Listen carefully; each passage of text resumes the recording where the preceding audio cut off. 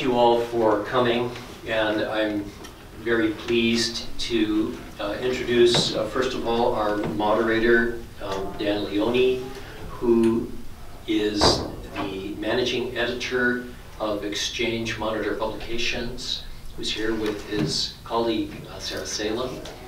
And we're very pleased that he's able to moderate this event. Many of us know him through not just his writing, but also the Nuclear Deterrence Summits, which occur every year, which are an invaluable way for members of the industry, as well as NGOs and journalists, to mingle and learn and solve problems and overcome what could be otherwise unremitting hostility. Greg, thank you so much. Thank you for having us. My name is Dan Leone. Like Greg said, I'm the editor of the Exchange Monitor Publications, which has a storied history that I've been part of for only about the last 8 years. We cover nuclear weapons and nuclear waste. I'm here today to moderate our panel. We've got a great group of guests for you. Thank you all for being here to hear what they've got to say. A little bit about the format. I'll make some quick introductions and then allow the panelists to say a little more about themselves. After that, in the same order, the panelists will speak, and then we on the panel will question them for a few minutes, and then we'll turn it over to you to question them. And then we'll move to the next speaker. We'll do the same thing. And when we get to the end of the line, you all are free to go about the rest of the day in whichever way seems best to you. So, let's begin immediately to my right.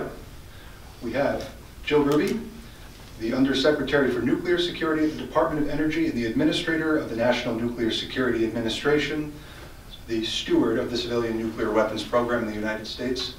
Administrator, if you'd like to say a few more words about yourself. Well, I'm Jill Hruby. I'm the, no, in addition to that, just a little bit about my background. I'm a Senate confirmed political appointee in the Biden administrations. So my perspective will come from largely from that position. Prior to this job, I spent most of my career at Sandia National Laboratories and retired from Sandia in 2017 as the laboratory's director. So I have a technical background, and I've pretty much spent my whole career close to the NNSA, but on the contractor side in both global security and in nuclear weapons, among other things that I did at the lab. Thank you, Administrator. To the Administrator's right, we have Allison Bawden, the Director of Natural Resources and Environment at the Government Accountability Office. If you'd like to introduce yourself, please. Thank you so much, Dan. I'm honored to be here today with all of you. Thank you to the Los Alamos Study Group for inviting me to be here. It's an honor to share the stage with all of you. So yes, as Dan said, I'm a director at the Government Accountability Office. I've been supporting congressional committees' oversight of NNSA and its stewardship of the nation's nuclear arsenal and expertise for just over 20 years. So that provides sort of a long view of progress and pitfalls and all those kinds of things that I'm sure we'll get into today. So my portfolio there covers sort of everything that NNSA does on the weapons side, the non-proliferation and counter-proliferation side, as well as sort of broader management at the Department of Energy, NNSA being its largest component, and then some work on government-wide radiological security. So it's an exciting portfolio in an increasingly challenging time for national security, and pleased to talk today. So thank you. I am Greg Mello, the director of the Los Alamos Study Group. My original background was in systems engineering and environmental policy, and then I moved to Santa Fe, New Mexico to be an environmental activist, and then off to grad school to learn about economic development in the context of environmental policy. I worked as an enforcement official for the State Environment Department and have been working on nuclear weapons issues first as an interfaith activist in the 80s, then as starting first interaction with the pit production mission in 1989, when I was a volunteer with another organization. And since then, I have been working more or less, starting in 1992, full-time in the NGO community, both for the Los Alamos Study Group, which I was a founder, and also for other organizations as a consultant. And this involves a lot of things, as you can imagine, not all of which are technical, and in fact very few are. But here we are, and I'm very pleased to be here and honored that we have the guest chair with us today. And I'm Bob Peters. I'm the nuke and missile defense guy at Heritage Foundation. I'd like to thank Los Alamos Study Group for the invitation today. It's an honor to be here up on stage, and especially with Administrator Hruby and her leadership over the years. Before coming to the Heritage Foundation, I spent 17 years in the Department of Defense in various positions, working nukes and countering WMD, to include in the Office of the Secretary of Defense, as a special advisor for countering weapons of mass destruction, where I worked on the New START Treaty and the Nuclear Posture Review. I worked as a senior faculty member at National Defense University, and I ended my government tenure as a director of strategy at one of the combat support agencies downtown. I failed to mention the first time around, thanks to the Los Alamos Study Group for hosting this forum, and really for being such an active and informed voice on nuclear weapon issues for decades. So I'll paint a little bit of a picture, then I want to get down into what we're here to talk about, which is our production policy. But we do find ourselves in a unique, rather unprecedented time in global nuclear security. And Russia is actively evolving its arsenal with a focus on asymmetric nuclear threats, backpedaling on previous commitments, and nuclear saber rattling. China is boldly expanding its nuclear arsenal using its technical prowess. And for the first time in history, we face the likelihood of having two nuclear peer competitors, both with modern arsenals. And we could go on about the dynamics in the world, but that sort of sets the stage for where we are and what we're trying to do. You know, since the end of the Cold War, my view is that the policy regarding weapon modernization was to life extend both weapons and delivery platforms whenever possible to address any technical issues that emerged. However, at this point, every weapon and every delivery system has exceeded its design lifetime, and life extensions have pretty much run their course. So given the global dynamics, given the fact that we have to touch these weapons and platforms, the country really has, in my sort of view, no choice but to replace the weapons and delivery systems to be a credible deterrent in this environment. So there's several things that's just important, like there's the age of the systems and there's the global dynamics, and together they produce the program that we're executing today. And that program has been pretty consistently viewed by multiple administrations. And in NNSA, the way, as we move from life extensions to weapon modernization, we're doing this so by under the conditions that we won't test again. We won't have a nuclear explosive test, meaning that, you know, we have some constraints on how we do the modernization to make sure that we don't need to test. And you know, on just the issue of testing, we don't need to test from a technical perspective. We can do this modernization program without that. And you know, we don't believe, I don't believe that testing would be good for nuclear proliferation or just sort of the safety and security of the world. We can come back and talk about that later. We may have different opinions. So so in any case, so as a result of this, one of the things that we absolutely have to do as we now sort of design new weapons is we have to be able to make new pits. We stopped making plutonium pits, sort of the core of the nuclear explosive package, when Rocky Flats was closed in the late 80s. Because we just didn't know whether we needed it. We literally do not have the capability, so we're reestablishing the capability. We're going to continue to study pit lifetime, so we're not exactly sure when pits go bad, and all pits won't go bad, you know, at exactly the same time. But what we do know is they're not going to last forever, and that we can see the end in sight. And since we're putting weapons in the stockpile that we expect to be in the stockpile for at least 30 years, probably much longer, we cannot guarantee that the pits will be good, and we don't want to have to go in and replace everyone at the last minute in an urgent fashion. So we think we're doing the responsible thing to reestablish pit production so we can have a credible nuclear deterrent in the global conditions we have as we modernize the stockpile. We've been mandated to produce at least 80 pits per year. The original mandate was actually by the year 2030. We're not going to be able to do that by 2030. I don't think there was, my honest opinion is I don't think there was a credible plan to do it by 2030, but there was a desire to do it by 2030. So we now have a credible plan to produce at least 80 pits per year by the mid-2030s. Our goal is 2035 to establish this capability. And we're going to do that at 2 locations, and this plan is, you know, is well resourced and is very active.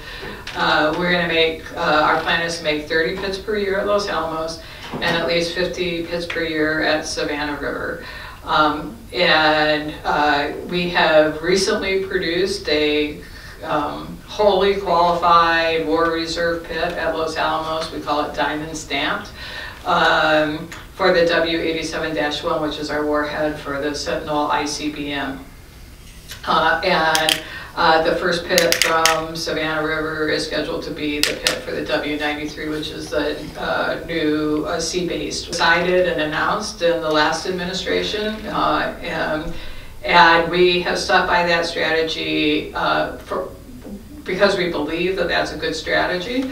It brings everything the complex has to offer to this really hard problem. So it brings the research and knowledge of plutonium science to pit production from Los Alamos. Also, Los Alamos has a facility that's currently able to handle plutonium, which is the only one in the complex, the plutonium of the amount that we'll need to make pits. And then Savannah River, over the longer term, brings a real production mentality to the problem. And by having both, we know that if one were to go down for whatever reason, the other one would still be available and to provide a resilient strategy. Because we see, based on today's plans for the weapons modernization program, they need to continue this for some time. We expect that this strategy will do the right thing for the country. We'll see what the actual stockpile program becomes, but at this point, the current program will actually require more than 80 pits per year, at least at some points, and maybe early on. And so we're trying to build some white space, some flexibility into these facilities to do that. I think I'll stop there and wait for questions later. Into, let's call it 7 minutes of questioning. And I'll take the prerogative to begin here. You mentioned the diamond stamped pit administrator, which was a big milestone for the program. Earlier this year, we heard at the Deterrence Summit that my company hosts from Los Alamos officials who said that production of the 87-1 pits would begin, I think spring was the time frame that was given, and that the stockpiling of these pits would proceed concurrently with the effort to manufacture the article that was recently diamond stamped. I wonder, can you tell us how many pits for the 87-1 has Los Alamos made? Well, one that's certified. Only one certified? There are a few more in the pipeline, but until they're certified, they're not yet 87-1 pits, but we hope that there'll be some additional certifications. But just sort of to be clear about what's going on, so we have 2 things that we have to do simultaneously as Los Alamos, and the same things will happen at Savannah River. We have to first develop the processes and procedures and the workforce to make a completely certified, reliable pit to put into the stockpile. And simultaneously, we have to do it at scale, right? And we do it in that order. So we make one, and then we want to go to scale. And at Los Alamos, we will pivot, since we now know we have the procedures and processes to effectively make a certified pit for the 87-1. We're going to pivot to making them reliably at scale, which means that we'll spend more time installing new equipment and less time actually doing pit builds. We'll still do pit builds, but there'll be a shift to the equipment installation so that we can begin to do this at scale. And that's what's really going to happen here for a while. So I don't measure the performance of Los Alamos pit production by the number, even though we're frequently given numbers because that is something you can measure, but rather by the ability to get to scale in time to insert these into the 87-1 according to the military timelines. Thank you. Why don't we go ahead and move right down the line?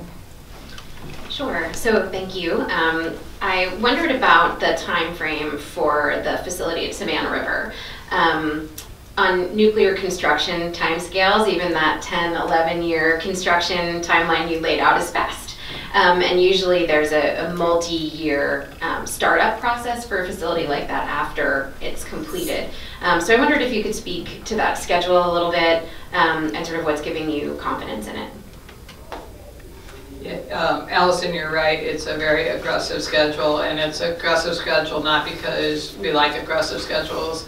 It's an aggressive schedule because that's what we need to meet the requirements that we have. And so we're trying, so we have to overcome a lot of obstacles. We recognize that. We're very cognizant of the issues we're trying to. So we've hired a construction manager.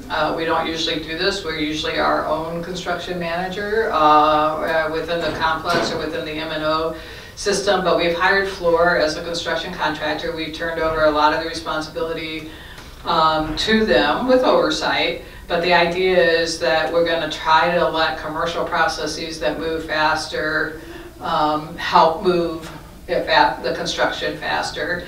There's a lot of things about this that we look at the long lead things. We're very conscious of like getting the long lead things done first and all that sort of stuff. So it's an aggressive schedule, and I would say it's even more of an aggressive turnover.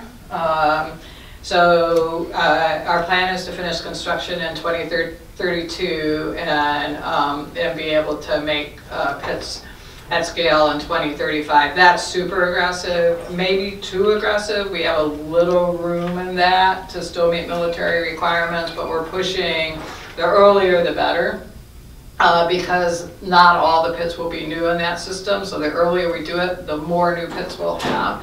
So that's the reason we're being really aggressive, and we're trying to learn everything we can from UPF, which is the uranium processing facility, which we're building at our Y12 plant in terms of turnover and paying close attention to that. So it is definitely aggressive. We think we have things in place to achieve it. But that aggressiveness is not because we don't intend to cut corners.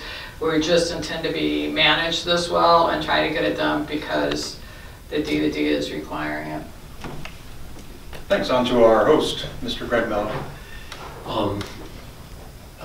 Ms. Hruby, what is the scope of the SRPPF been changed?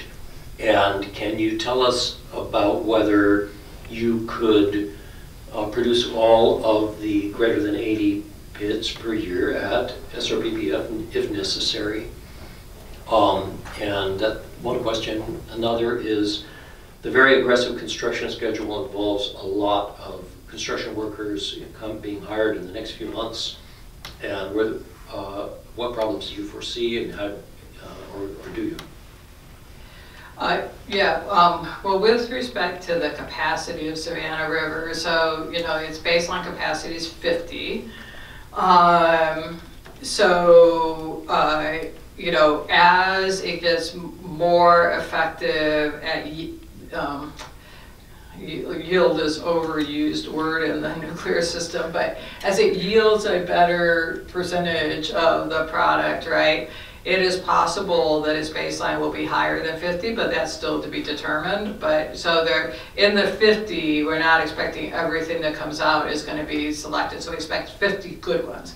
So if that gets better, then it can do more. Then if you say, well, we might need, you know, maybe we would run 2 shifts. You could run 3 shifts, but all you're going to do is run the system to failure, right? So it's not a good idea.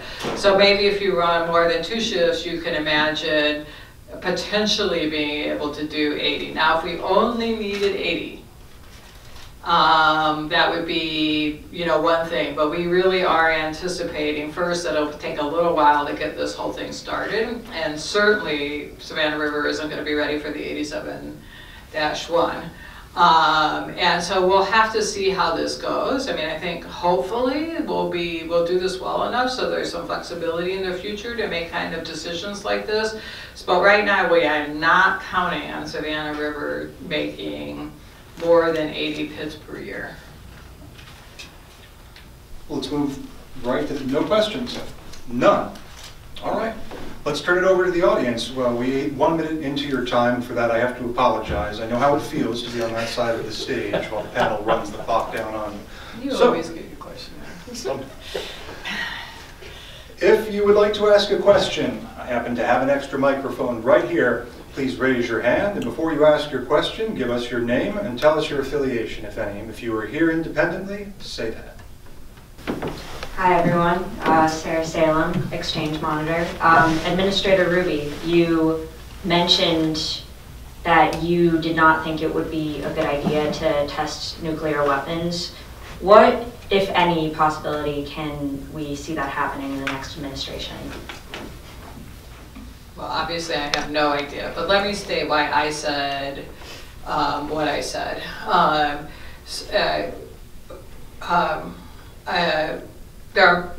An underground nuclear explosive test program is expensive. We have, instead of doing that, we are using that money to basically execute a science-based stockpile stewardship program. And I think that, you know, almost everybody believes, certainly I believe, and there's always a few people who don't, but nearly everyone would tell you that we know more about the basic physics of nuclear weapons today than we've ever known before as a result of our science-based stockpile stewardship program, not because of the test program, right? But the data from the test program remains really important for the science-based stockpile stewardship program. And we know we conducted more nuclear tests than any other country. We have a lot of data. We use that data today. So if we don't need to test, you know, we shouldn't. And we certainly, this would open the door for other countries to want to test. Other countries, you know, seem like they want to test already. So I think it's best for, you know, global stability not to test. We don't need to. We have a good database, and we are using the money that we would use testing to do other things that actually provide us more confidence in our stockpile than tests do. Thank you. Anyone else? Okay, on the end here. Hi, Administrator Hruby. My name is Yashar Parsi. I'm an independent attendee. I understand explosive testing is not technically necessary for stockpile maintenance under the stewardship program. What do you expect that it may be technically necessary for a program to expand the nuclear stockpile, that is, produce more nuclear weapons than the United States has maintained. Thank you. Yeah, it's a well-worded question, thank you. I would say no. If the stockpile is going to be basically the, of a similar design that we have today. Yeah, we have enough data, we have enough scientific knowledge to understand that data, we have enough codes that are based on that, that I think we have a wide range of design space for the future. In the event that there's some disruptive technology that's a nuclear technology that uses an entirely new set of physics, then I just don't know. But given the way we design nuclear weapons today, we have plenty of information, and I think we can. I think it would just it's good for global stability to stay there. Thank you. Anyone else? Extraordinary opportunity here. We still have a few minutes left. Let's see. Before we give one more to Sarah, anyone on the panel? No. I see an audience member who hasn't asked a question. Please go ahead. Give us your name and your affiliation, please. All right. Thank you. I'm Shadong Leone with the Arms Control Association.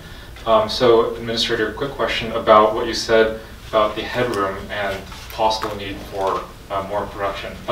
So what is this estimate based off of? Is it a public one? Has it been, is it something that is external or is it internal to NNSA? Thank you. The 80 pits per year estimate? The possibility that we might need to be building more so that there's some headroom built into the program. Thank you. Yeah,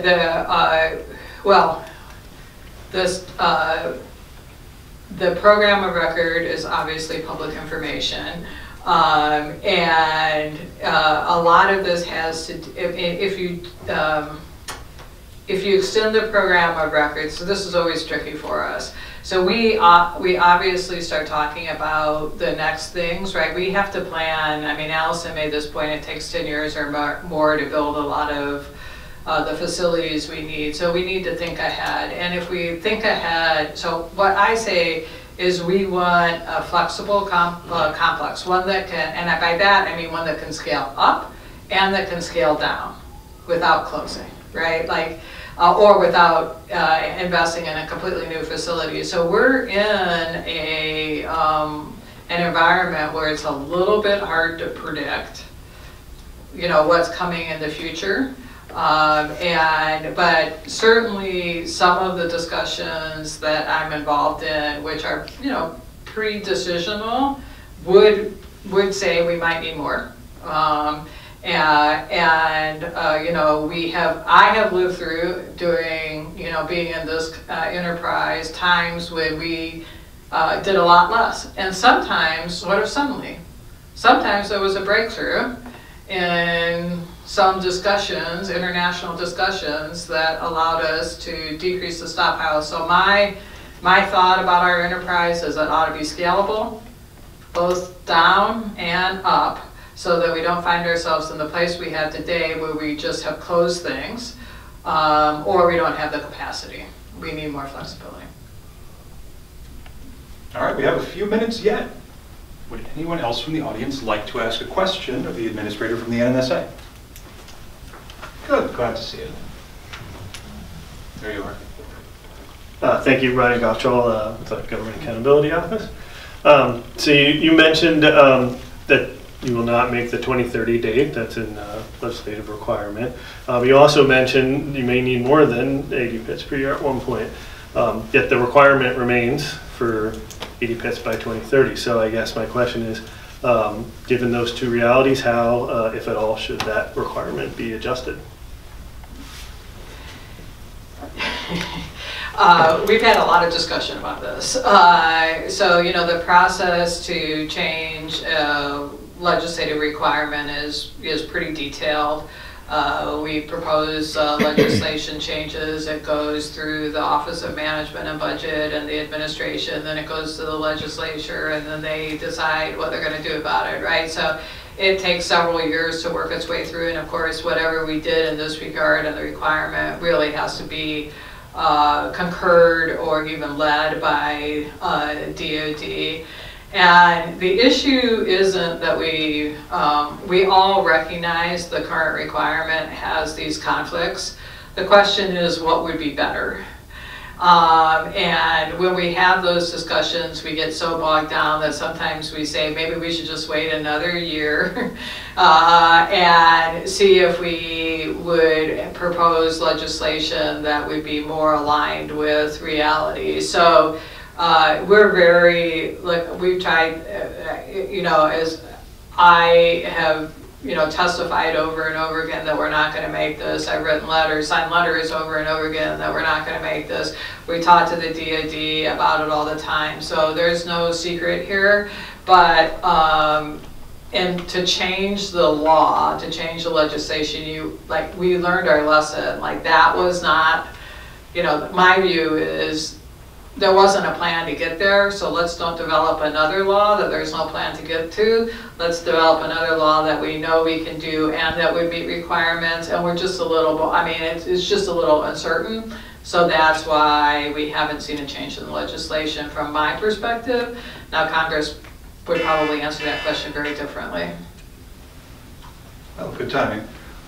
We'll move on now to Allison Bawden from the GAO. You've got 10 minutes. Sure. I also hope to end early, so we'll give that a shot. So yeah, thanks again for having me today. And I appreciate the discussion that we just had, which really touched on programmatic requirements and construction plans and other kind of programmatic aspects of plutonium modernization, because that allows me in my remarks to sort of take a thematic approach to talking about kind of our oversight role and thinking through some of the themes that we've seen across our plutonium work, but also other modernization, stockpile modernization programs. And so I'll touch on three things with an eye toward plutonium, and then we can get into more questions about our reports and findings in detail in the Q&A. So I want to touch on planning, accountability, and trust. Those are kind of the three big ones for me, at least, in thinking about our portfolio space. So I'm sure no one on this panel anyway is surprised that someone from GAO is going to talk about planning. We love it, right? But in all seriousness, you know, there is this sort of tension between a desire to spend sufficient or significant time on planning, and whether that means that that time spent planning is not time spent doing. That's a tension that is constantly faced. What's sort of the appropriate level of planning input to have sufficient confidence that what you're proposing to do will be achieved? And then, in addition to that tension, is also a desire for that planning to happen as soon as possible. Sometimes when the requisite level of information to inform that planning has not yet been fully developed. So something we've been trying to wrestle with in GAO is how to reconcile that tension and ensure that the planning that is in place has a sufficiently high level of confidence to inform Congress, to make informed decisions about what it is Congress is being asked to buy and when what they're being asked to buy will be delivered. And also with the immaturity of that information, you know, at that early stage, how you can plan in that environment, how you can make sure that your planning is adaptive, that it can incorporate information as it matures, and raise that level of confidence, you know, so allow for flexibility and agility. So that's something, you know, that we're constantly thinking about at GAO. At the same time, that doesn't negate the need for high fidelity, reliable plans. And so that's been a focus of our work with respect to plutonium modernization, but also all kinds of other strategic capabilities. We do have ongoing work, for example, on UPF right now. And it's been challenging to sort of strike that balance. So in conversations that we've had over the years, we've certainly heard that tension arise. Should we spend the time planning, or should we spend the time doing? And I don't think that that's a question that's going to go away, but it's an important question for people to sort of think about in this entire enterprise.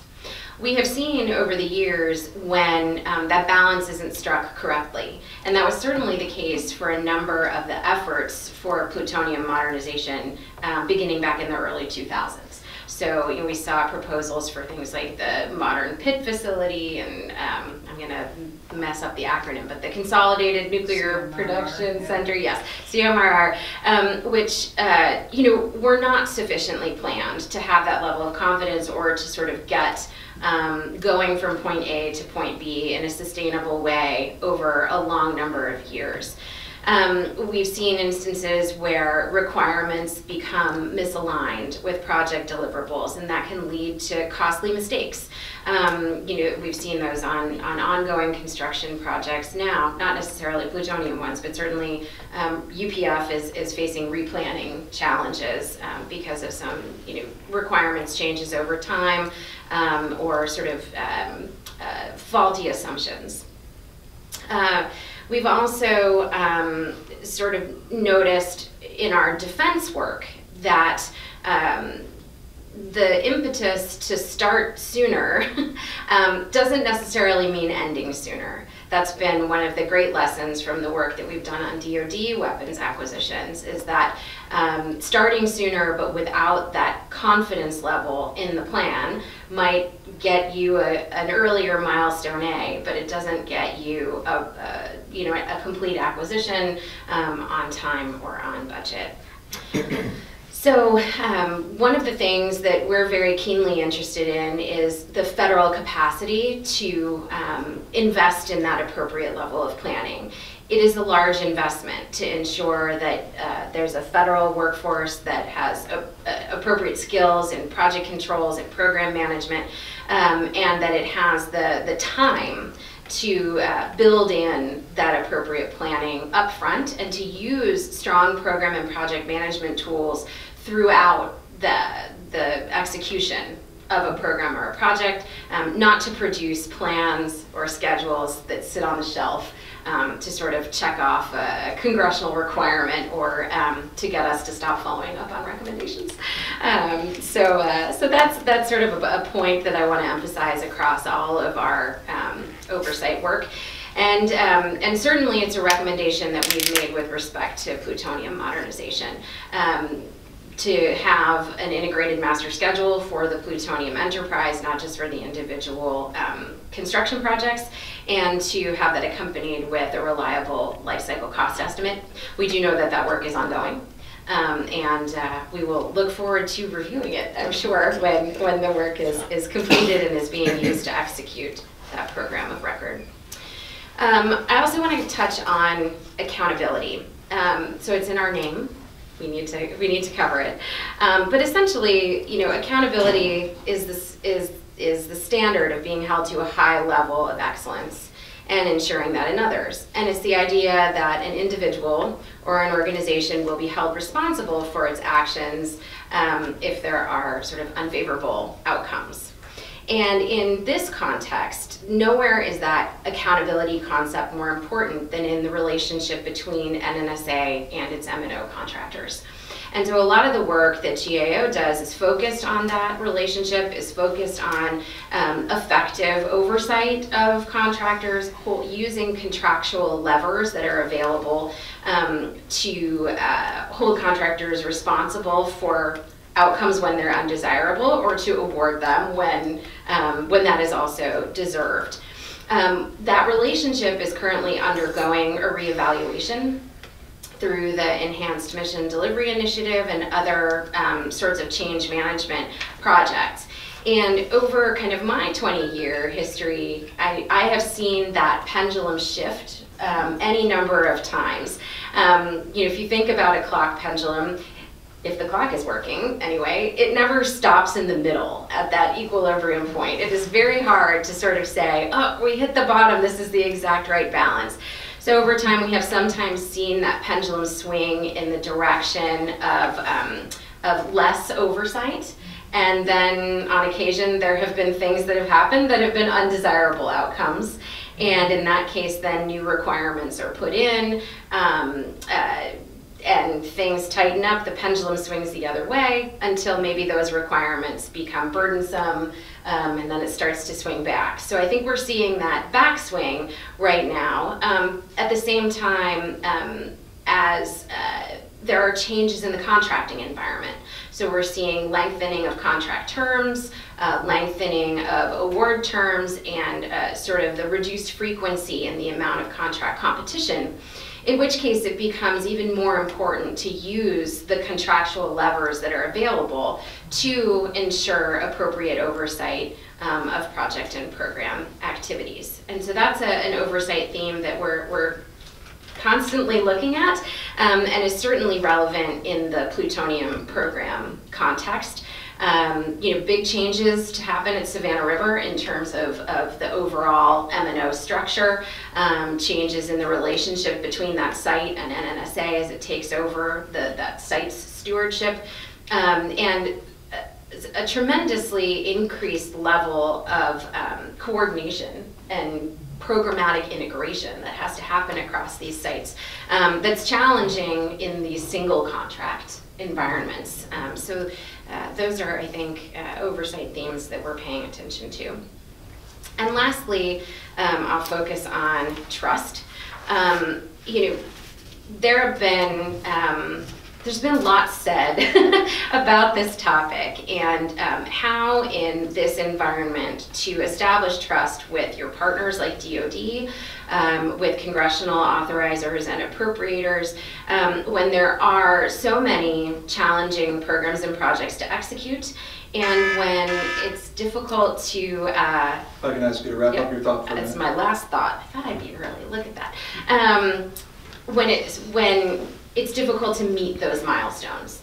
And so looking for ways to honestly communicate where you are in achieving those milestones, even when that message is difficult, that something's going to be late, something's going to be over budget, that early communication is critical to avoid surprises.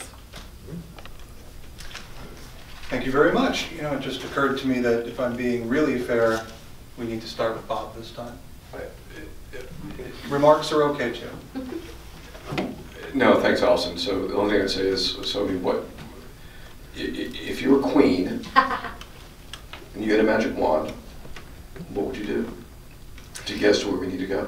Yeah, I think the environment right now is such that there's an opportunity to I'm going to say the word rebaseline, but I don't mean that in the technical, like rebaselining sense of project management. But maybe level set is a better word for it, and is to really look at the program of record, the portfolio of projects, the realistic high confidence, like 90% confidence schedule estimates for each of these, and put it out there. Because right now it's a hodgepodge of confidence levels, incomplete cost information in some instances, and as my colleague was saying, some legal requirements that are acknowledged to be out of step with reality, and so it seems like a time to be able to say, this is our best estimate of all of it. And understand what that schedule and sort of all-in cost looks like. Greg, anything from you? Yeah. The comment and a question. The first is that it's very hard to keep the laboratory M&Os accountable. In pit production mission, with a study that said that Los Alamos had the inherent capability to produce 50 pits per year in a single shift with an investment in constant dollars that's about 1/36 of the present contemplated investment. This was back in '96. And it's almost as if the numbers are all just funny numbers.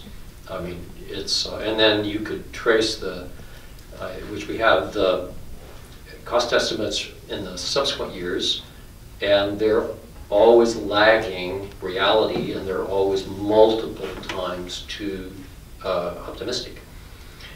So it's really a problem that's anchored in a structural problem in the government-contractor relationship. In the specific case of pit production, what specific levers do you see to improve this accountability and the type of communication that could bring more candid communication to all parties so that there's not so many disappointments? It's a hard question, and I think in a lot of ways it really comes down to the way I see it anyway, and I'd be very interested in your perspective on this, is organizational culture. And you know, if you read that Enhanced Mission Delivery Initiative report, there's very interesting language in it about sort of conservatism and fear of failure. And I think you know, this is a time where that honest communication about progress, about path forward, about potential pitfalls, about risk management is absolutely critical. And if these projects are going to stay on schedule, that fear of failure has to be addressed, because the answer to those problems is addressing them as fast as you can identify them, as opposed to hoping that they'll go away. The hope is not a strategy. And so I think that is at the heart of things, is opening up those lines of communication and making it possible through those contract structures to have those difficult conversations without there being immediate penalty. But then, of course, being able to exercise some sort of consequence when it is necessary. And so maybe that's a flip. Maybe that's trying to incentivize that honest communication, even around bad news, as opposed to only rewarding good news. So those are things to look at. Administrator Hruby, would you like to talk to some or all or any of that? Well, I'm yes, but to stay sort of within the sort of plan of the schedule, I do want to just ask Allison some questions, but I'm happy, like, if there's specific things to address. So let me just first make a comment that I really do believe that NNSA is fortunate to have such a knowledgeable and qualified GAO team to review our programs. I will not say that I like GAO reports. Allison, that would pretty much take her out of commission if I said that. But like, I have a lot of issues with GAO reports. But that being said, it's not. We are lucky that we have knowledgeable people doing this, and we have a high regard. And I think I speak for all of NNSA for the team that we have that does the reviews. Now, I have a couple of questions. That one question is, we're really thinking hard about trying to figure out what we can do with our construction process 413.3b that would be more schedule driven as opposed to more risk-averse driven. Like, we don't want to get on the GAO bad list, right? So we put a bunch of like conservativeness in which drives bad behavior. I mean, it's a vicious circle. I know, you know, we've had conversations before, but like, so if we get this, we've got this schedule pressure, I would love your thoughts around, you know, what things you think could be useful and not useful. And I know that you can't, like, this is an off-the-cuff comment, so I'm sure that's something that you would prefer to think about. But maybe if you have some initial thoughts, you've probably been thinking about it as well. And then I guess sort of a second question, are there ways that you see from your work that we're getting better, and are there ways that you see from your work that we're getting worse? I'm sorry to rush you. If I could ask you to be brief, as we're into audience time. Yes, very briefly. So we have seen, I think, significant improvements in the program management space. If I look back even 5-7 years ago, if I asked an NNSA for a list of program managers, I couldn't get one. There are program managers now who are trained, who are leading programmatic efforts, integrating that work with associated projects, and that's a significant improvement. There are many improvements that I can point to. On the 413 front, and I'll try to be brief, that is a serious challenge. There are, rigorous project management standards that are built into 413. And I think some of the challenge that we're seeing right now is that many of the projects that are coming to maturity are old in their starts and didn't benefit from some of the requirements that now adhere to new projects that will actually result in those projects performing better if those requirements are thoughtfully followed. So, when you look at the project numbers for like UPF or things like, they're from 2004, they're old. And so some of this may be sort of sins of the past. But it's also difficult to say, to think about this and say, well, have we then overburdened the projects that are coming down the line? And I think those are really important questions to ask, and not every change to 413 would be a bad one. Anyone out there in the audience? Question for Allison Bawden from the GAO. All right, seeing none. Anyone on the panel have more questions? Oh, sure. I think we've got time to do one more. I'll jump in. How can we better make sure that the planning process that must be in balance with the execution, as you said, is actually informed by ground truth rather than taking place within a relatively, an echo chamber to one degree or another. So if you ask the contractors, they say, oh yes, I can do it, it's great. Yeah, give me the chance. And give us the money. But often it's not quite so simple. Yeah, and that is a challenge because oftentimes that technical expertise that's needed to inform that early planning is what's resident in the contractor. And so that is a challenge. That's also why we advocate for strong federal involvement from the beginning, and to have some level of sort of independent review and oversight. But also, this is where it's important to have all of the right stakeholders in the room in those early planning processes to make sure you're not in that echo chamber, to get asked those hard questions, and to be operating in an environment where those hard questions are okay to ask and okay to answer. So, that's not a technical response to your question, but to me, that's what works. Now, is there anyone on the panel that thinks the withholding of an award fee, which is something the NNSA can do and has done under these contracts, is insufficient lever for the purpose of accountability? It's insufficient, or is insufficient for the purposes of accountability that Allison was talking about? Well, I just want to make a comment about that. There's several, for construction projects, there's more than fee. There's more than the award fee for the M&O. There's also a fee associated with the construction project.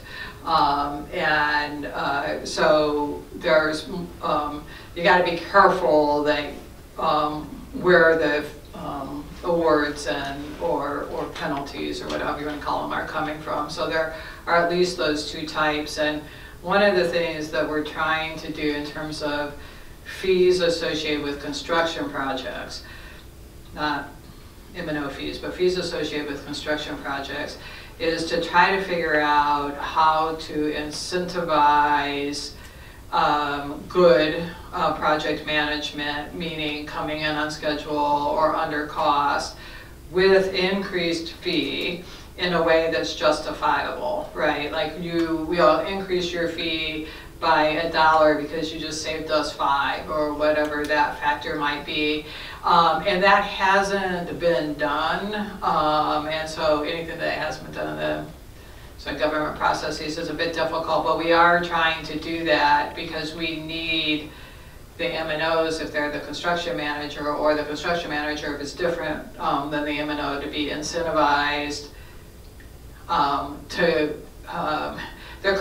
it's currently hard to see the incentive in the way we do our construction fees. So just to address that, there are different types of fees.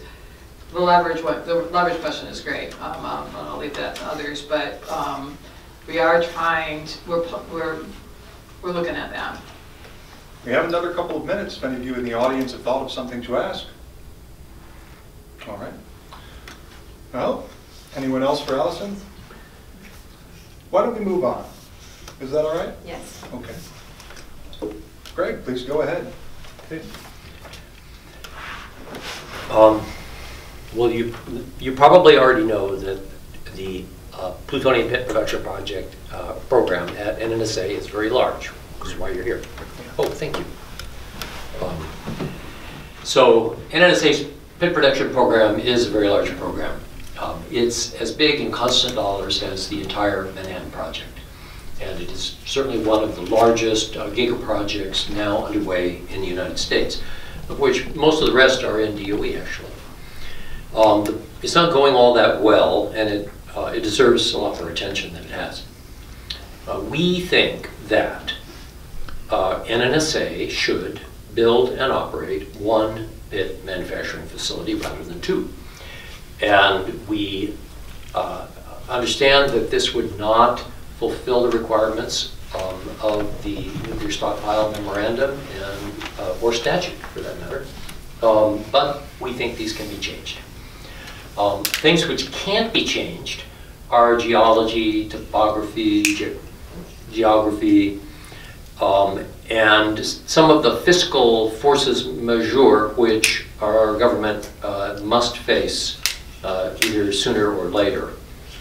And we also think that overall, not speaking just about pit production now, that federal, this relates to my last comment, that federal decision makers in Washington are not going to be able to make successful policy that runs against the grain of realities on the ground.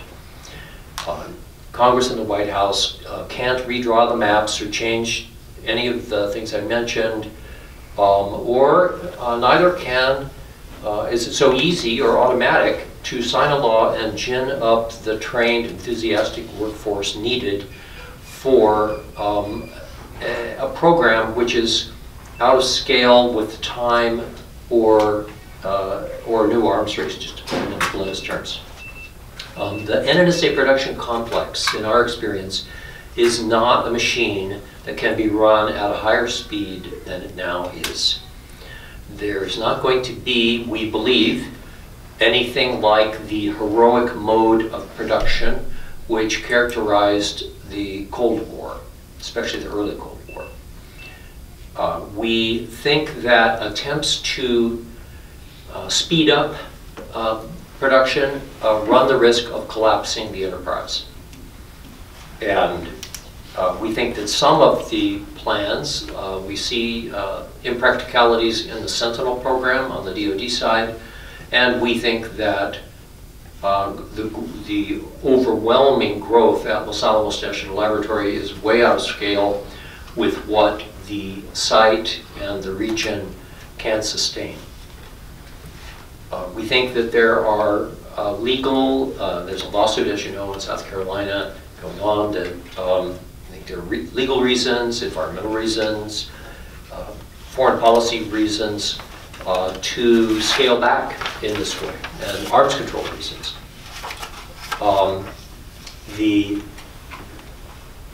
To take these briefly one at a time, as I think some of you are aware, we think that the illegality which has been flagged by Judge Lewis in South Carolina could be cured by a single site production paradigm. The basic problem is that NNSA changed its paradigm of pit production from one site to dual site production without doing a programmatic environmental impact statement. Change it back and that legal problem can be made to disappear. We want to note along the way that there has never been an applicable environmental impact statement or analysis of pit production at LAML that compares LAML production to other sites as is required under NEPA. From the business perspective, and this is where really the rubber meets the road mostly, pit production at Lyome is encumbered by ineluctable problems, and to an extent that's not present at any other site.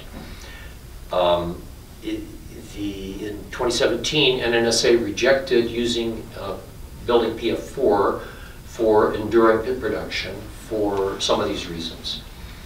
At that time, they also rejected dual site production for business case reasons. And to this day, we do not see a 413.3b compliant analysis of alternatives of pit production, which supports Lyome pit production or a two-site production plant. The problems include access to the site occurs by a limited road network, which basically can't be expanded or widened. There are 3 roads basically, 2 of which are narrow and mountainous. SRS is accessed by 5 or 6 roads. Attempts to provide mass transit for Lyome commuters remain very limited and appear to us impractical for Lyome's thousands of workers. We don't think there's a practical cure to these problems that is compatible with Lyome's location vis-a-vis its workforce, the need for physical security at the site, and the geography within the site. Lyome Director Tom Mason has said that Lyome lies at the end of the world's longest cul-de-sac. And for the thousands of workers who are driving, in some cases more than 100 miles each way to get to Los Alamos to work, that is not really a joke. The number of parking places is less than the number of workers by several thousand. We don't exactly know how much, and there's no particular plans to change that because there's no road capacity to serve them. NNSA field manager Ted Wyka remarked that the Los Alamos community is about 10,000 housing units too small for Lyome. That's more housing units than there are in Los Alamos today. And again, we return to this issue that what's being attempted is on a scale of the Manhattan Project. So it's nice to say, yes, we need to have more pits for the stockpile memorandum. We need it for W-87-1s. It'd be nice to have. It will certainly keep the Air Force happy, keep Livermore happy. But we are talking about building a whole other Los Alamos community's worth of houses. And we are talking about spending far more than the Manhattan Project spent at Los Alamos to build the place in the first place. Quality of life is meanwhile collapsing. There's a lot of traffic accidents.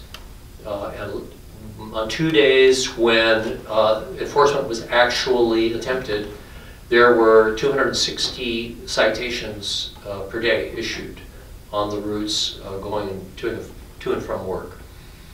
There are a lot of accidents with injuries now, and this has been the subject of 2 recent county council meetings trying to get wrap arms around this. But we're afraid that that by the time the community really and the laboratory grasps the full magnitude of what is happening to them, and this includes Santa Fe as well, that it will be too late, that the quality of life will have been driven to the ground, and Los Alamos will have a very difficult time retaining the scientific talent, which is the core of its mission. It's easy to forget that these traffic problems, which are connected with housing problems, labor problems, are occurring in a state which is consistently rated as the worst state in which to raise children, with the nation's worst educational system, with tremendous inequality, with poor access to health care, and high rates of addiction and violence. We know people, and people here in the room know people who have moved from New Mexico, valuable people in this industry, because they don't want to raise their children there. This is now a problem for attracting and retaining Lyome's own labor supply. So LANL really never created the economic development that it needs to sustain itself at this tremendously larger scale. In 1950, Los Alamos had about 10% of the staff that it has today. And it's doubled just in the last few years. 5,000 more people in the last 5 years or so. But northern New Mexico just isn't the sort of place that can sustain and manufacturing. There's no manufacturing sector to speak of. There's no tech sector in northern New Mexico outside of LANL. The nearest university is 100 miles away. And we, in order for, what's been happening is that local government, and state government, instead of solving these problems, continues to turn passively toward Department of Energy and the lab to solve the problems. And so we have a very colonial mindset, if you will. LANL lacks adequate electrical power supply, which has created a ton of local opposition in the Pueblo community and elsewhere. The water supply of the region is challenged not so much by LANL directly, but by climate change and by the residential growth, which is in part occasioned by Los Alamos. So in other words, the water demand is pushed out into the other communities. PF4 is only 3,000 feet from residences. It's about the same as the Livermore superblock to residences in Livermore. So it's not really isolated from residences in that sense. And as most of you know, PF4 will be 50 years old about now. Began operation in 1978. And it was originally thought to house about 100 people. And NNSA reports to Congress tell us it is now housing 10 times that many. It's a crowded place. It has a half a dozen other national security missions that can't be paused. And it does not yet meet DOE nuclear safety standards, or for that matter, even commercial fire code standards. And there's no real, there it is. Oh my gosh. So these are some of the business case issues that LANL faces, and we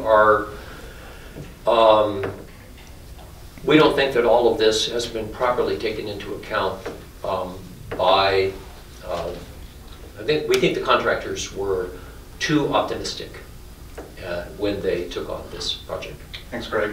Administrator Hruby, if you would like to take the time that you would like to reply.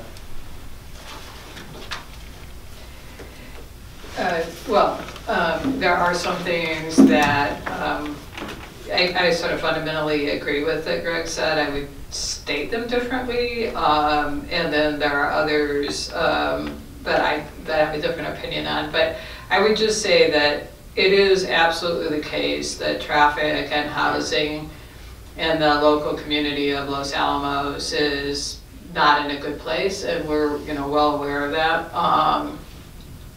And we need to come up with solutions for that. And I think there are some that, as he alluded to, that aren't that practical. There are others that are more practical, and we need to get on with it. It takes a while to sort these things out.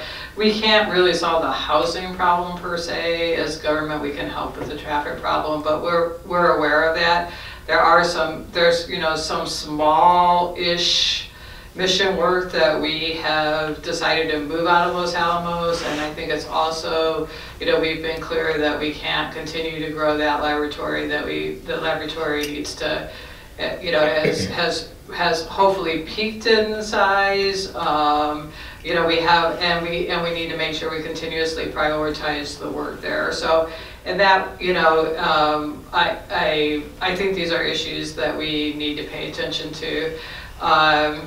I would just say that I feel, look, it's hard. We all live in the same United States of America, right? It doesn't always feel like the same United States, but we all do live here, and it's really hard to find communities that there won't be some concerns about. And I think, I think of people, maybe there is somebody from South Carolina here, but there are their own concerns in South Carolina. There would be their own concerns no matter where we went. And I don't think this whole thing gets solved by,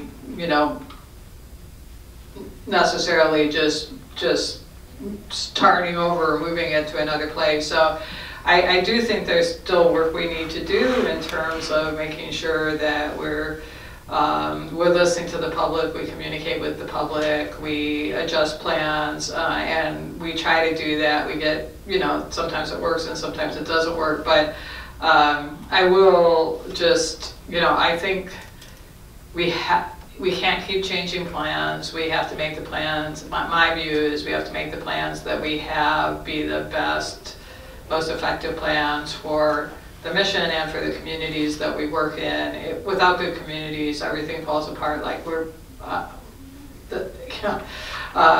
on board with that. Like it's a partnership. I would just, I do think there's some concerns, and I think they're legitimate concerns. I think we have to continue to try to address them. But I don't think that the way to address them is to simply say we're going to walk away from PrEP production at Los Alamos. Anyone from the panel before I turn it over? Yeah, so Greg, I mean, I hear what you're saying, but beyond walking away from Los Alamos, I mean, what's the solution? I mean, we've already heard from Administrator Hruby that we're struggling to hit 80 pits a year by the original timeline. I believe her. Yep. And so unless it's build fewer pits, what's it? Because as I listen to you, my response is, okay, well then let's waive the environmental regulations, blow up the mountain, pave it over, build the highway that you need to get there, fire everyone who's not building warheads, so that you free up the space on the mesa to build the warheads. I mean, look, and I understand that there's a safety issue there, but we have soldiers, sailors, airmen, and Marines that die every year in training accidents in defense of this nation. People died in the Manhattan Project. We're talking about the cornerstone of America's strategic deterrent. And so if there's traffic accidents, that's unfortunate. If folks are getting speeding tickets, okay, well, but I mean, let's be very clear about the stakes here. So I mean, truly, like, what is the solution other than, shutting down Los Alamos? Because I can come up with many solutions to every problem that you've identified. And I'm not trying to dismiss those problems. I believe they're legitimate problems, but to me, those are all tractable problems. Yeah, I appreciate that comment. And in fact, one of the Los Alamos County councilors just brought up, let's build a bridge in the road. Let's get to the core of the problem here. And so that's not going to happen, but it does, I appreciated his comment that at least it acknowledges the gravity of the situation, and as you are. And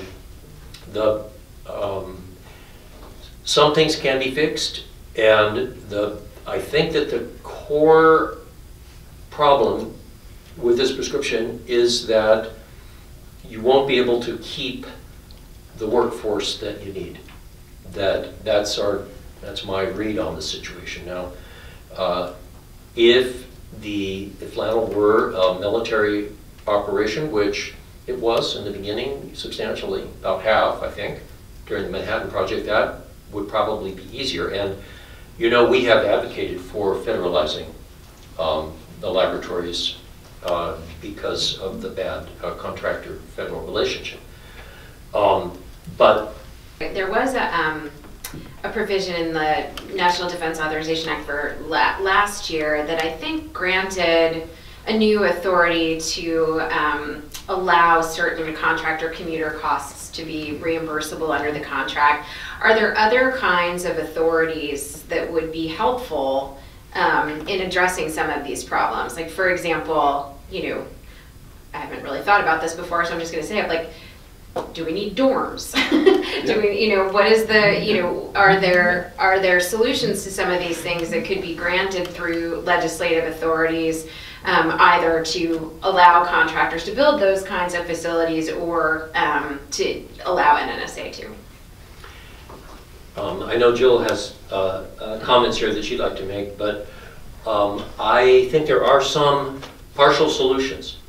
And so the problem is, as you could see, so if you're living in Albuquerque and you want to go to work at Los Alamos, you have to, let's say, drive to San Felipe de Pueblo, park your car, get on the big bus, take the bus to Los Alamos. It's a long trip.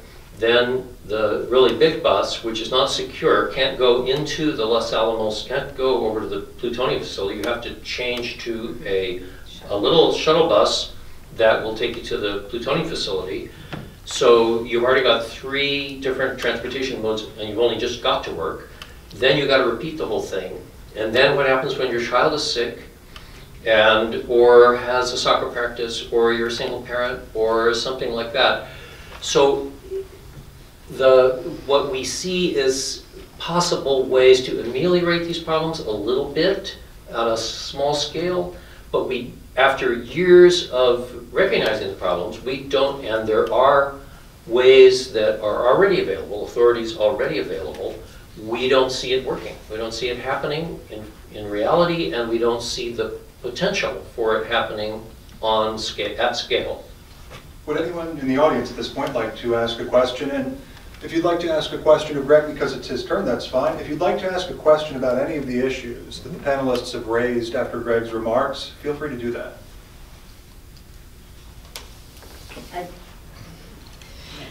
I'd like somebody to speak to the issue that that when you say that you could build a bridge and a Can I ask you road. to start over? Give Sure. us your name, You gotta your identify affiliation. yourself. So I'd like We know who you are. I'd like somebody to speak to the fact that or to what's trying to build a road or a bridge to accommodate this is probably not so simple. That there's a lot of obstacles that are in this way. Could somebody speak to those obstacles? Yeah, maybe I better do that. So this is a pretty tall and long bridge. It's approximately the tallest bridge in the U.S., depending on the exact route. And it would cross land considered sacred to Native American tribes. They have many legal ways to stop this. It is also the most accessible de facto wild area to Santa Fe, and there are 23,000 comments against the power line that would be far less destructive than that Caja del Rio region. It's also, and I'm a little vague on this, it's a trail, and it may have an official status as a National Historic Trail or in the process of becoming one. So there are, it's an important wildlife corridor as well, and these reasons are why it's not going to happen.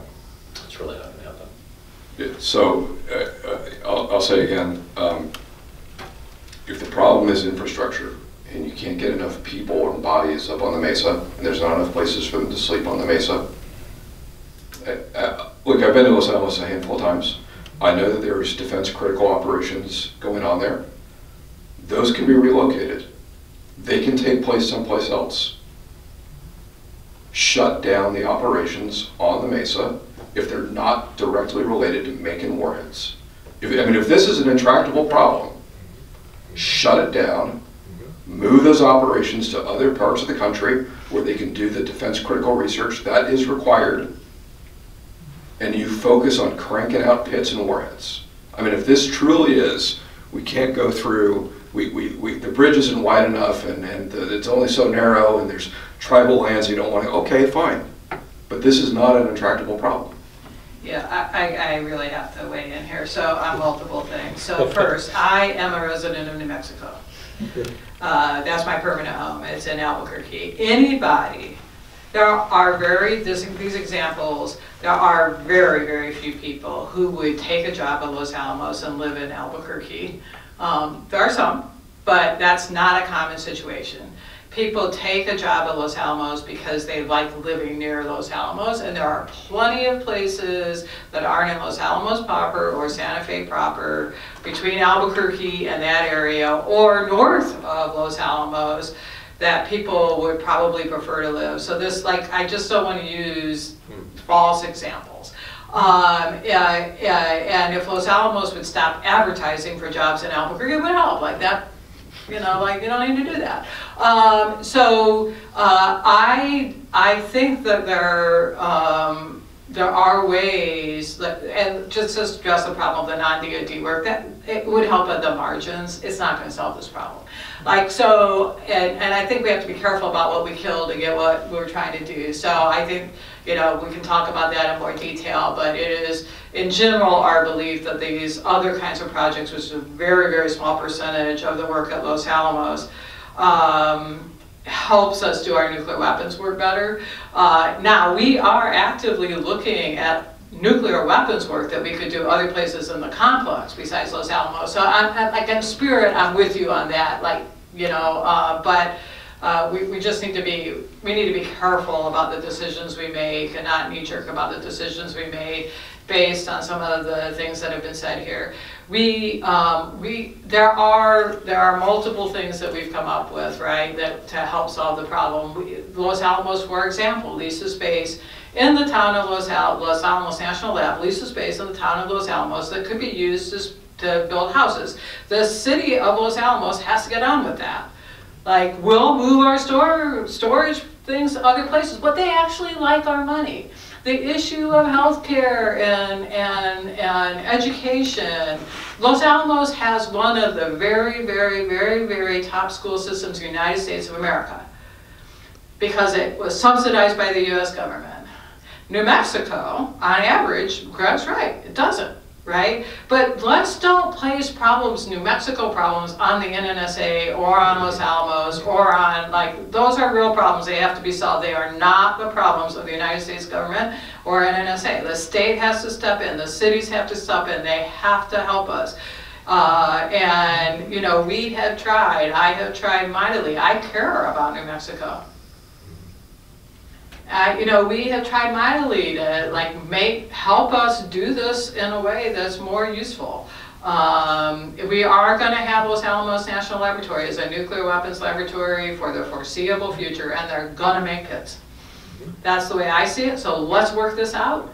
And solutions to just say, well, we don't like that here, I just don't think are going to work. But we can be reasonable about this. There are solutions here. I just don't like to have it sort of pitted, you know, either not make pits and get quality of life, or make pits and everything's going to go to hell. I mean, I just don't think that. I think that's a false description of what's happening, and I think we should stop talking about that if we want to solve the problem. I think that might be a good place to move on to, oh, we have someone else in the audience? No? You sure? Yeah. You could? Yeah. Okay.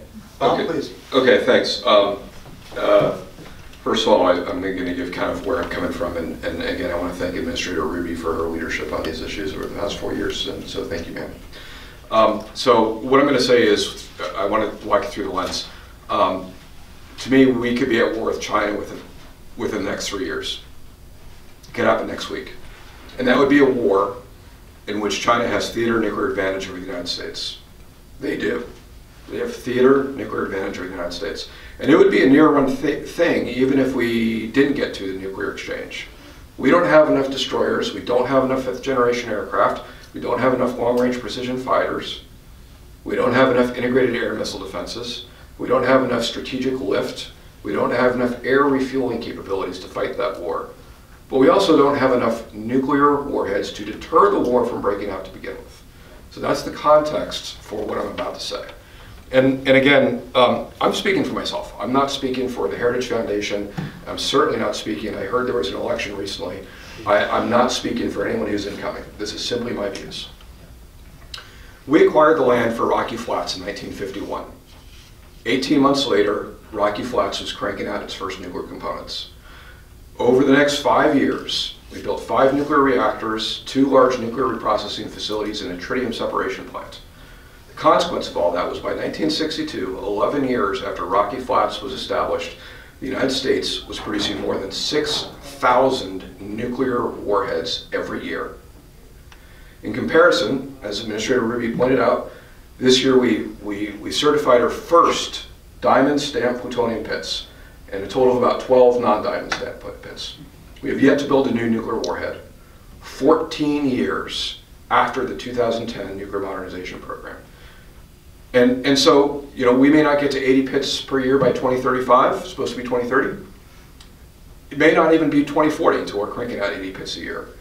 But according to the DIA's China Military Power Report, China is building 100 new nuclear warheads a year, every year. And they are on par to reach parity with the United States for operationally deployed warheads by about 2035. So I would offer it's time to put NNSA on a wartime footing. Because I would offer that what we've heard is that the reality is that we don't have a sustained plutonium pit manufacturing capability that we need to provide a credible deterrent for the United States and our allies who rely upon America's extended nuclear umbrella to deter the adversaries from initiating the war to begin with. And ma'am, I would offer that 80 pits a year is no longer the requirement or may no longer be the military requirements within the next 12 months. The 80 pits a year is to get us to do a one-to-one replacement for the 1550 operationally deployed strategic nuclear weapons and roughly 200 non-strategic nuclear weapons in the arsenal. But I would offer that we need to go significantly higher in arsenal size and that NNSA must be prepared to go significantly faster. So what does faster mean? We have to be producing no fewer than 80 pits a year by 2030 and 200 pits a year by 2035.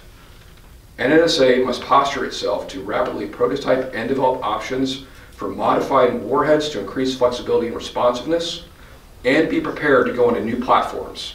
What are those new platforms? Ground-launched cruise missiles, GLICMs, hypersonic capabilities, anti-ship capability. Those are the types of new capabilities that the military could say are now military requirements. And along with this, with the weapons development and production infrastructure, I would offer that NNSA must be ready to resume underground nuclear explosive testing within 6 months if called upon to do so. And ma'am, I do not disagree with you. There may be no technical requirement for doing so. But a president could say, I want to send a signal, and if he or she is told at some point in the future, sir, ma'am, it's going to take 18 months, or whatever that timeline is, that may be unacceptable. And I could see a president, to be very honest with you, was saying, well then, it's going to be 18 months, I guess I'm going to withdraw from the limited test ban treaty, and we're going to do it in the open air. That is a possibility. So the NNSA has to put itself on a wartime footing to be able to get to where it needs to go. And so what does that include? We have to deliver on time the nuclear capabilities by building the W93 at scale by FY26, completing the W80 TAC-4 life extension no later than 2031, and exploring future ballistic missile warhead requirements. Those may change.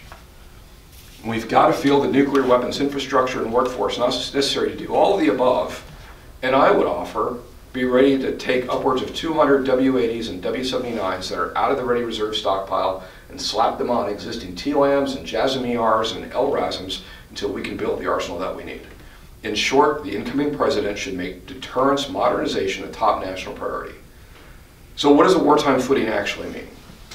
It means the Department of Energy and the incoming NNSA administrator should, one, reassess how they interpret safety, security, and environmental regulations. I want to be very clear here. I'm not saying that the Department of Energy should work recklessly or without concern for the environment or for the safety of the NNSA workforce. But NNSA, many people have suggested, has become captive to a work-free, safe zone mentality, where overly onerous interpretations of regs, particularly environmental and safety regs, is creating environments in which little progress or not enough progress is being made on plutonium pit or warhead production at scale. We cannot allow safety, security, environmental regulations to create an environment in which things are done at a glacial pace. And if the only metrics for success are safety, security, environmental goals, the mission of producing nuclear warheads will become secondary. I would hope that the next NNSA administrator understands this and takes this on head first. Because if we don't, what are the consequences? The consequences is that we'll be accepting strategic risk. That is the risk that a nuclear war will break out because our adversaries do not believe that we have the arsenal that can credibly deter them. And we do that in order to reduce the risk of industrial accidents within our nuclear enterprise. So we're accepting greater strategic risk in order to buy down tactical risk. I would offer that this is unacceptable. And the good news, though, is that the Secretary of Energy and the NNSA administrator can waive or reinterpret regulations. The mission can be done safely, securely, while still protecting the environment, but producing warheads has to be the highest priority. And that's not me. That's the National Defense Strategy that came out in 2022 under President Biden, that America's strategic deterrence is the cornerstone of American safety and security. So the next Secretary of Energy and the next NNSA administrator should develop expedited timelines for facilities construction, use appropriate contracting vehicles, direct the use of expedited hiring authorities, leverage Defense Production Act funding to give loans and equipment to contractors, pay bonuses for expedited performance or construction, and there must also be penalties for failing to meet project timelines. I would offer that the incoming president should issue an executive order exempting the NNSA from Department of Energy bureaucratic processes and policies below the secretary level. Let the NNSA administrator make the decisions that he or she deems necessary to crank out warheads at scale. This should help jumpstart the production complex, remove unnecessary distractions, and focus all resources on building warheads. To ensure that progress is being made, I would hope that the next NNSA administrator will provide monthly briefings to the President in the Oval Office on the status of these efforts. And I hope that the incoming NNSA administrator will focus their time, spend 2 days a month at Savannah River, an additional 2 days a month at Los Alamos, and that they talk to leadership at the labs, figure out what they can do. But beyond that, talk to the GS-12s and 13s, talk to the machinists, the electricians, the contractors, the physicists, the accountants, the plumbers, the engineers, to figure out what barriers exist to moving faster, and then they knock those barriers down. And I would hope that the NNSA administrator is spending no more than 3 weeks a month in Washington. I hope that they spend at least a month in the field in New Mexico or South Carolina, or at Y-12 in Tennessee, or Pantex in Texas. And I would offer that the NNSA administrator should ignore everything that's not weapons related. Let the Secretary of Energy focus on renewable energy, and let the deputy administrators and associate administrators focus on reactor fuel, counterterrorism, non-proliferation, arms control, all of that.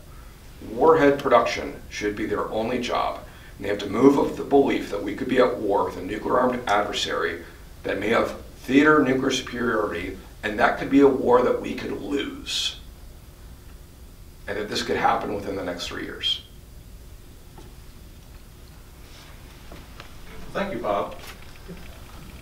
I would have turned Greg's question on you and asked, well, then what do you propose we do? But I have to say, I think you've answered that one. But you know, maybe I can tweak it a little. There's a whole other layer to the onion in the M&O contractors. Discuss what, if anything, must be changed in the arrangements with respect to how these defense nuclear sites are run. I can't say. I'm not going to pretend to know that I know as much as any one of the other panelists up on stage. They all know the processes better than I do. The only thing I'm looking at, and again, I'm not a Department of Energy guy, I'm not a warhead production guy. I'm a nuke policy guy. And so the way I look at it is going back to the Cold War, and I'm not saying we need to build Rocky Flats 2.0 and contaminate large swaths of the Colorado Plains. I'm not saying that. What I am saying is that we as a nation 70 years ago was able to create nuclear warheads at an industrial scale, and right now we're struggling to create them at a bespoke, tailored, handmade scale. That's not the way to run a railroad. And the stakes are too high. Administrator, I'll turn the mic over to you. Yeah, just a couple of comments and maybe some question here. The first comment that I want to make is we actually produced 200 modernized warheads. They didn't have pits, but their pits are fine. Like, we evaluated them and we said we can reuse these pits, and we made new warheads, 200 in 1 year. So I get a little bit tired of these allegations that we can't do it and that China can. We're doing it too. Like, just be Good. perfectly honest about this. Now, we have a plan where we have to increase our capabilities that we shut down, we mothballed and things like that to keep up. But we're not sitting on our hands. I just have to say that. You know, the complex is working really hard, and things are happening. It's not a bunch of people who aren't working. It's just not. And I invite you to visit our laboratories and our plants and to see it. But ma'am, what I'll say is that that narrative isn't getting out there. And what I shared with you is, you know, reflections that have been shared with me by staffers on the Hill, whether they're professional staff members or working for members. And so if that's true, what I'd say is countervailing observations to share, please. Well, I have said, you know, in many public forums that, you know, we produce more than 200 modernized warheads in 2023. That's a fact. I've also been told I can't say that again in 2024 because it'll be classified. I was told I couldn't say it in 2023 by the Department of Defense. You know, so we're our own worst enemies in this way, but it's a fact. I mean, telling you, I count them. I look at them. I'm not in Washington very often. I am in the field, and I stand and I see these warheads, and I see every piece of them, and I count them.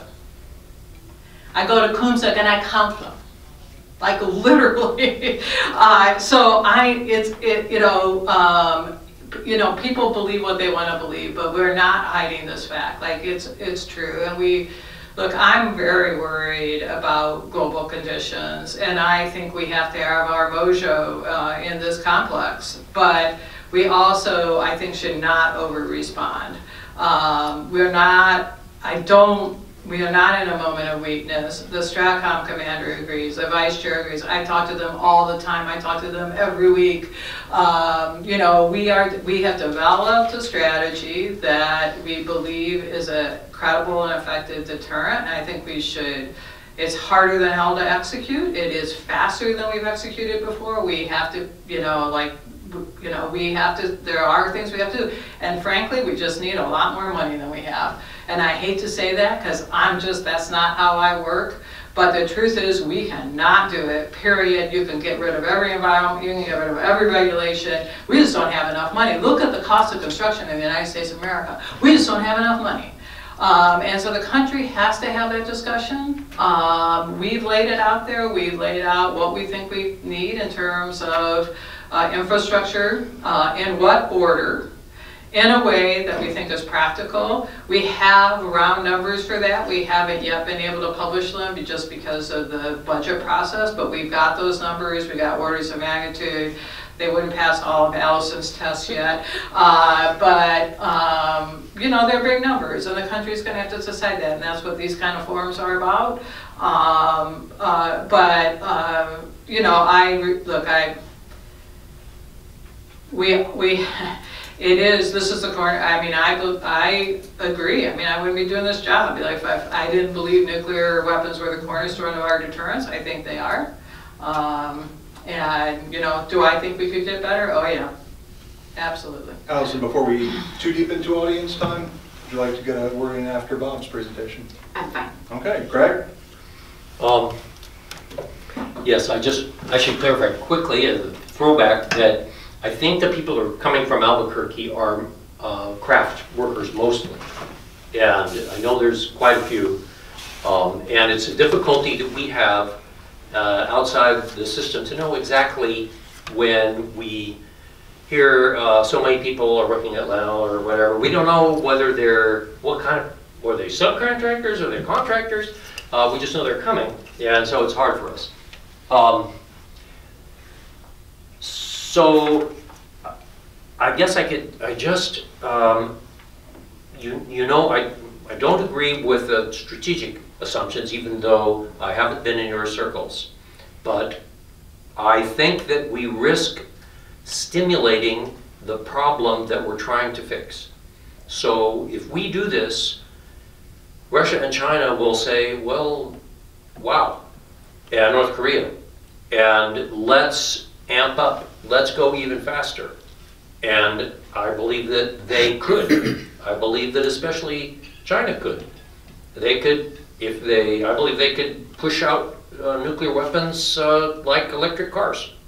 And we don't, I don't think we want to stimulate that. And how do you deal with that? Yeah, I mean, look, the Chinese nuclear breakout that was made public in 2021, I would offer was not a reaction to any American actions within the theater. And, you know, all evidence suggests that, you know, they're building slightly north of 100 new warheads per year. And the limiting factor on that is their access to plutonium. And so, you know, if they had greater access to plutonium, they would probably be building more. You know, I think that's a safe assumption. But the fact of the matter is they're building the arsenal that they believe that they require based on a number of factors. I don't think that you can logically conclude that their breakout is because the United States began its modernization program in 2010. This is in line with the guidance that Xi Jinping has given the PLA to become the military hegemon of the Western Pacific and then to become a global military power by 2049. This is in line with Xi Jinping's stated military objectives. And so, you know, and you know, North Korea, I think they're building probably about as fast as they can as well. This comes down to states do what they do in their best interest as they deem fit. And I would offer that as China fields the DF-21 and DF-26 that are both dual capable, they have a land attack capability that can carry conventional or a nuclear warhead, and the other missile is the anti-ship capability that can carry a nuclear warhead. That's not a deterrent. That's a nuclear warfighting capability. And we haven't had theater nuclear weapons in the Western Pacific since 1991. And so right now, if China were to use a nuclear weapon, we would basically have to look at responding with a weapon that's generated out of CONUS on a bomber, or a D5 coming off an SSBN.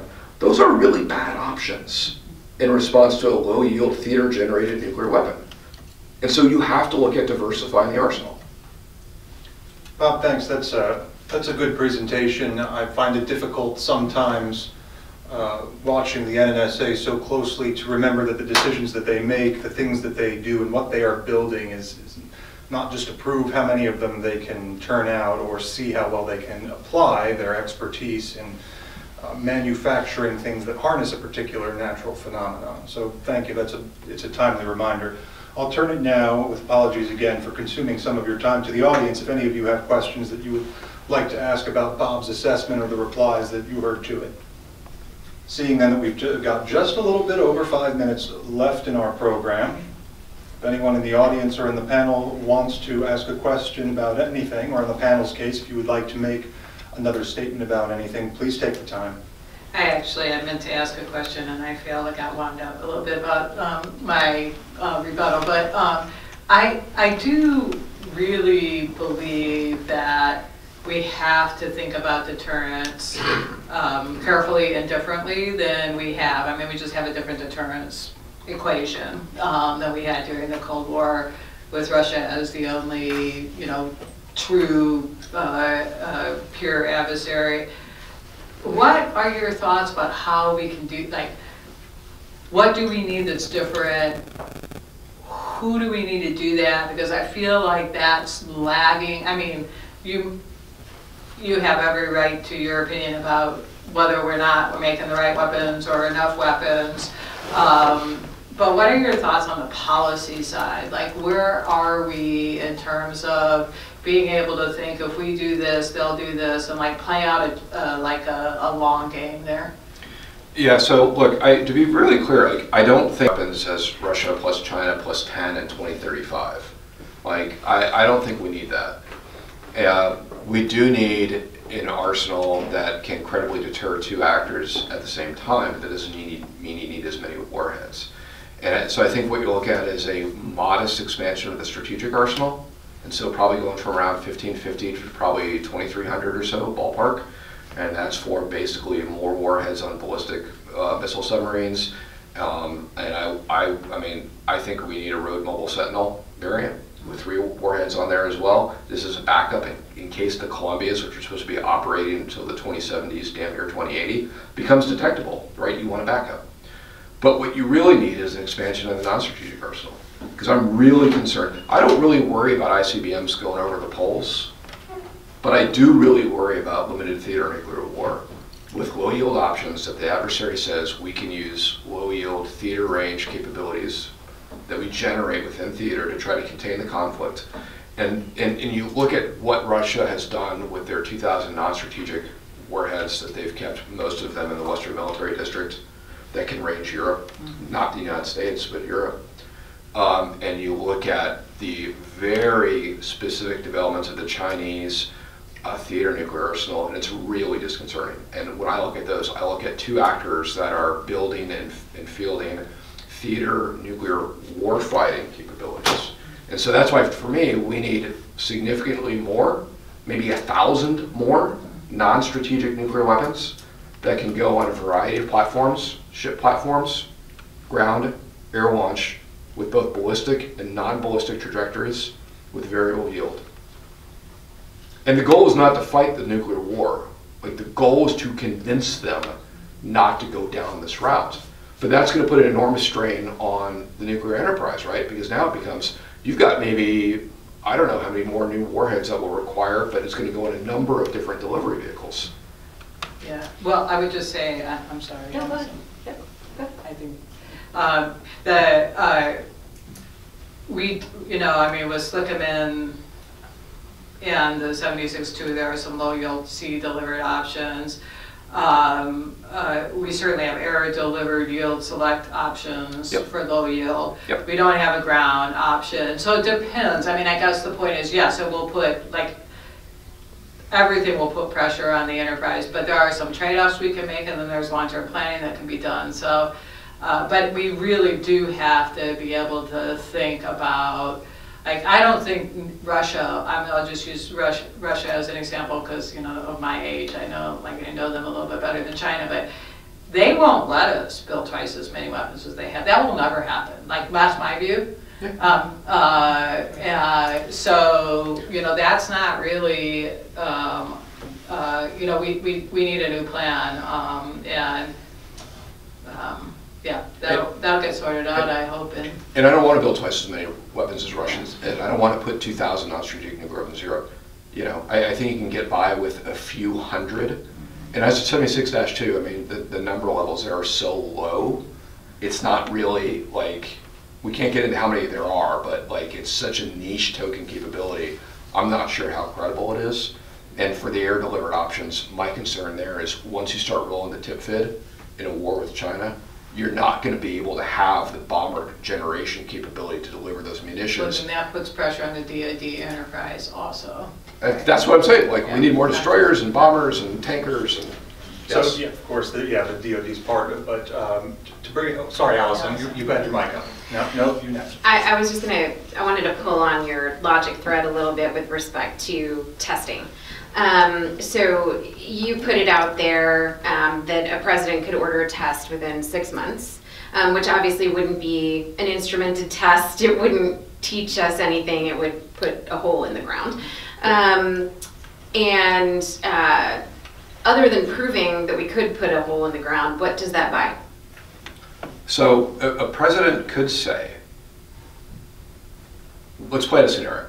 Russia tests a nuclear weapon in one of their uninhabited islands off the coast of Siberia, right? Because they're pissed that we keep supporting Ukraine and they're being humiliated and so on and so forth, right?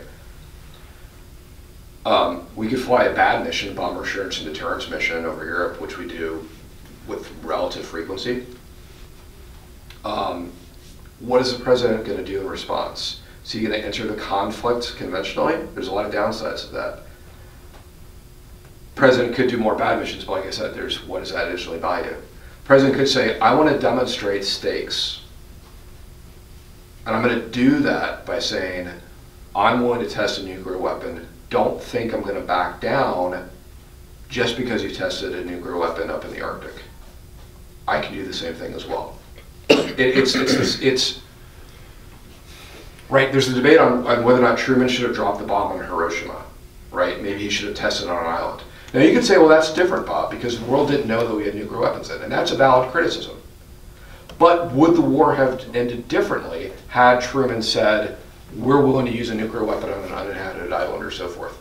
There are scenarios which a president could say, I want to demonstrate stake in a way that's fundamentally different without employing a nuclear weapon on an adversary troop formations. It's a long way from plutonium bits, but that's about the time we have today. Thank you all for staying until the end. Thank you for attending. Thank you for your interest. Administrator Hruby, Allison, Bawden, Greg Mello, Bob Peters, thank you all so much for being here.